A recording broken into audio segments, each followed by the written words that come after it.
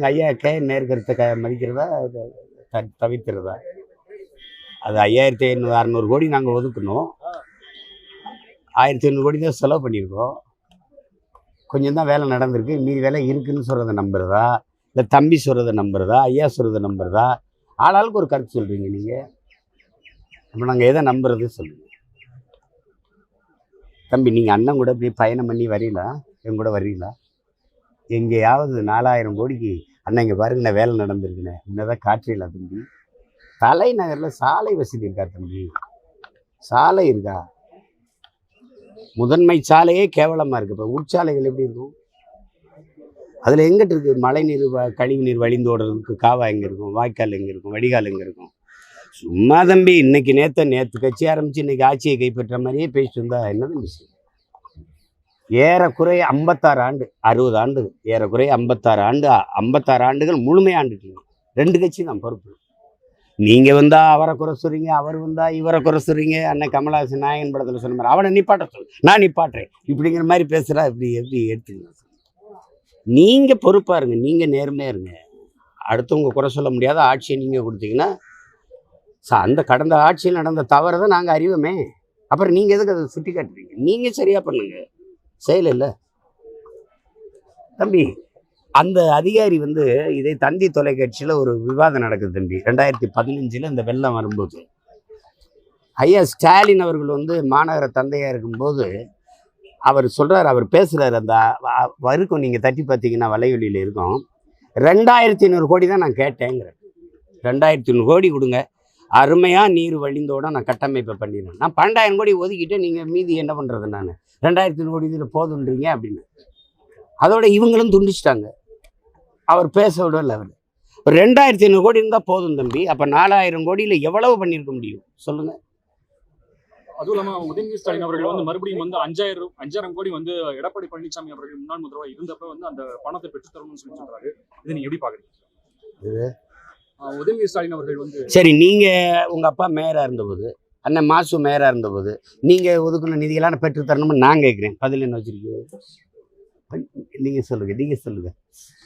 10 ஆண்டுகள்ல ஒரு சின்ன நகரம் தம்பி சென்னை. இதை அப்படி செதுக்கி இருக்க முடியாதா சொல்லுங்க?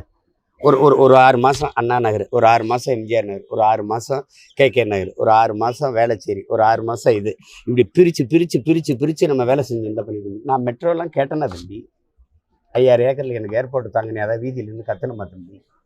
எங்கள் சிப்கார்டு கொண்டாந்து வேலை வாய்ப்பை கொடுங்க அப்படின்னு யாராவது நாங்கள் போராடின மாட்டோம். போராடின எதையாவது காதில் வாங்கியிருக்கீங்களா? 60 ஆண்டுகள் ஆண்டு ஒரு அடிப்படை வசதி தானே தம்பி. இதெல்லாம் ஒரு ரொம்ப அடிப்படை. இதெல்லாம் ஒரு மழை நீர், கழிவு நீர் வழிந்து ஓடி இங்கே சேமிக்கப்படும் அப்படிங்கிறது கொண்டு வரல. ஒருனா நாட்டை மக்களை நேசிக்கிறவன்ட்டு அதிகாரம் இருந்தால் தானே தம்பி அது வரும். இல்லைன்னா பள்ளிக்கரணை ஏரிய குப்பை மேடாக்கலாம்னு ஒருத்தன் யோசிச்சிருக்கான். அவன் என்ன பண்ணான்? நீங்கள் சொல்லுங்க தம்பி. குப்பையை போட்டு ஏரிய மூடுற எவனாவது ஒரு கூமுட்டை பத்திரிக்கையில் தம்பி காலை கொடுக்குது. நான் அந்த திடம் கடந்து போகிறதுனால ஒவ்வொரு நாளும் எனக்கு கோபமாக இருக்குது. சரி, ஒரு வேளை நம்மகிட்டே அதிகாரம் இது என்னடா செயல்? ஒன்றுமே செய்ய முடியாது தம்பி. நான்லாம் சென்னைக்கு வரும்போது உலக நாட்டு பறவைகளெல்லாம் அப்படி வாழும் தம்பி. அந்த இடத்துல அங்கே சதுப்பு நில ஏரிகளில் இறால் அவ்வளவு சுவையாகவும் அவ்வளவு அழகாகவும் உருவாகும். அந்த இதை ஒரு குப்பை மேடா ஒருத்தனால பார்க்க முடிஞ்சிருச்சுன்னா ஒன்றுமே பண்ண முடியாது. சரி, இப்போ சென்னையில் மழை நீரை வழிந்து ஓடுற மழை நீரை கொண்டு போய் சேமிக்க இடம் எங்கே இருக்குது? கடலை தவிர யாராவது சொல்லுங்கள். நீங்கள் சொல்லுங்கள். கடலில் கொண்டு சேர்ப்பீங்க. அதை தவிர ஏதாவது கோயில் குளங்கள் இருந்தது, அதாவது ஓடி கொஞ்சம் நேரம் அந்த நீர் தேங்கினா தான் நிலத்தடி நீர் உயரும். நீங்கள் இப்போ ஒரு ஆள் உலாயில் எடுத்துக்கிடுவீங்க. கோயில் குளங்கள்ல அப்போ எப்படி இருக்குது பார்த்தீங்களா? ஒரு மீன் தொட்டி மாதிரி நடுவில் ஒரு சிமெண்ட்டில் போட்டு பூசி கட்டியிருக்கா இல்லையா? கேட்டால் மண் அரிப்புனா மரமண்டை. அதுக்கு மரம் நடனம்டா கரையை சுற்றி. இந்த உலகத்தில் உங்களை மாதிரி அறிவாளிகளை வச்சுக்கிட்டு நாங்கள் வாழ்கிறது எப்படி கொடுமை பாருங்க. எங்கேயாவது அந்த நீரை கடலிருந்து என் கடல் தாய் எனக்கு கொடுக்குற அருங்கொடை மழை நீர் அவ சுத்திகரித்து சூரியன் என் தந்தை, இவன் கடல், 2 தாய் இவங்க புணர்ச்சியில தான் மேகம் உருவாகுது. அதில் தான் எனக்கு மழை நீர் வருது. அதை விட நீ தூய நீரை சுத்திகரித்து தந்துடுவியா? அதை கடலில் அடுத்த நோடி விட்டுவிட்டு அப்புறம் 50000 கோடி செலவழிச்சு கடல் நீரை சுத்திகரிச்சு உனக்கு குடிநீர் தரேன் குடிநீர் என்றாடே உங்களை என்ன பண்ணுறது சொல்லி? 50000 கோடி ஆண்டு ஒன்று இருக்கு தம்பி. அந்த கடல் நீரை சுத்திகரிக்க நீ செலவழிக்கிற காசு இந்த நீரை தேக்கி, எங்க அப்பா சொல்றாங்க, டே மேலே தேங்கி இருக்க நீரை விவசாயத்தாண்டா மேனை பயன்படுத்தணும், நம்மால் வர சொல்றாங்க, அது மாசுபட்டுரும்டா. அந்த நீர் அப்படியே பூமிக்குள்ள இறங்கி இருக்கிறத மண்ணு தாண்டா ஆகச்சிறந்த நீர் வடிகட்டி அது தூய நீரை சேமிச்சு வச்சுருக்கோம்டா மகனே. அந்த நீரை ஆழ்குழாய் போடக்கூடாது, கிணற வெட்டி, கிணற்று பாசனம் தான் எங்களுடைய கடைசி. ஆறு, ஏரி, கண்மாய், தாங்கல், ஏந்தல், இது குளம், குட்டை, கிணறு, இப்படிதான் எங்களுடைய பாசன முறை. அப்ப இந்த கிணறுல தான் பண்ணணும். அதை நீர் கண்கள் இருக்குல்ல, நீர் காரைகள், அது அடையப்படாது. ஆள் குழாய்னா நீ குழாயை போட்டு உறிஞ்சிட்டு போயிடுற. அது மாறில் பால் குடிக்கிறது, இது மாற அறுத்து ரத்தம் குடிக்கிறது, இந்த முறை. சரி தம்பி, நீங்க 500 அடிக்கு கீழே நீங்க ஆள் குழாயை போட்டு தண்ணி உறிஞ்சிறீங்க, இதுல எந்த மரமாவது 500 அடிக்கு வேற இறக்க முடியுமா தம்பி? இறக்க முடியுமா? புல்லு பூண்டு செடி மற்ற மரங்கள் 500 அடிக்கு வேற இருக்குமா? பனையை தவிர எதுவும் ஆளை வேற இறக்க முடியாது. பனையே சாகுது அப்படின்னா அப்ப நீ உறிஞ்சிட்டேன்னு தானே அர்த்தம். இப்ப மற்ற உயிரினங்கள் எப்படி வாழும்? பயத்துக்கிறேன். 5000 ஏக்கர்ல ஏர்போர்ட், 5000 ஏக்கர்ல ஏரின்னு சொல்லு, என் மக்கள் நிலத்தை தரமாட்டேன்னு சொன்னா என்னை வந்து செருப்பாலடி அவன் தருவான்.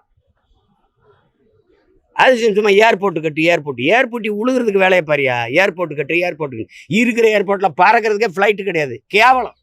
கேவலம் இதெல்லாம் மானங்காடு. சமாதி கட்டுறேன், பேனா நட்டுறேன், அதை நொட்டுறேன், இதெல்லாம் வேலை. அது இதுக்கு ஒதுக்குற காசு அவ்வளோ. என்ன உலகத்தில் வரைக்கும் இல்லாத நூற்றாண்டு வந்துருச்சு. நூற்றாண்டுக்கு ஒரு காரு, அது என்னடா போறது? என்ன போர் இல்ல, போர்னு ஒரு விளையாட்டு போட்டு வைக்கிறாரு அவரு. ஃபார்முலா 4 42 கோடி.